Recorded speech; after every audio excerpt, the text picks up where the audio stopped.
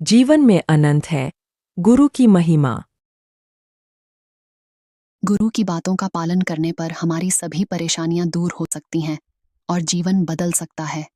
गुरु का स्थान देवी देवताओं से भी ऊपर माना गया है। गुरु की बातों का पालन करने पर किसी का भी जीवन बदल सकता है।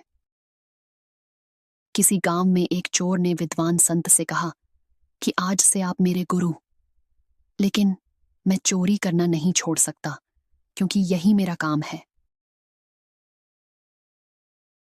गुरु ने चोर से कहा कि ठीक है, अब से तू मेरा शिष्य है। मेरी एक बात ध्यान रखना, सभी महिलाओं को अपनी माता और बहन समझना। चोर ने ये बात मान ली। ये लोग जिस गांव में रहते थे, उस राज्य के राजा के यहाँ कोई संतान नहीं थी। इस वजह से राजा अपनी रानी से गुस्सा था और रानी को अलग महल में रहने भेज दिया था। संतान न होने की वजह से रानी भी बहुत दुखी थी। एक रात चोर रानी के महल में चोरी करने पहुंचा। रानी ने देख लिया कि चोर महल में घुस गया है। महल के चौकीदारों ने भी चोर को देख लिया और उन्होंने राजा को खबर दे दी।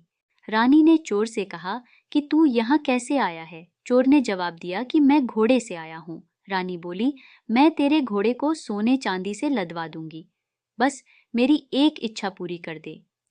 चोर को अपने गुरु की बात याद थी, वह भागा नहीं। उसने कहा कि आप तो मेरी माँ समान हैं, मुझे पुत्र समझकर अपनी इच्छा बताएं। मैं चोर हूँ, लेकिन मेरे बस में होगा तो मैं जरूर पूरी करूंगा। राजा ये सब बातें सुन रहा था। चोर की अच्छी बातें सुनकर बहुत खुश हुआ। उसने चोर को दरबार में बुलवाया और कहा कि मैं तुझसे बहुत प्रसन्न हूँ, तू मांग ले जो चाहता है।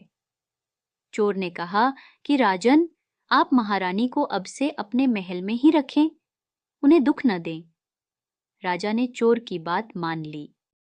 राजा ने महारानी से अपने किए की क्षमा मांगी।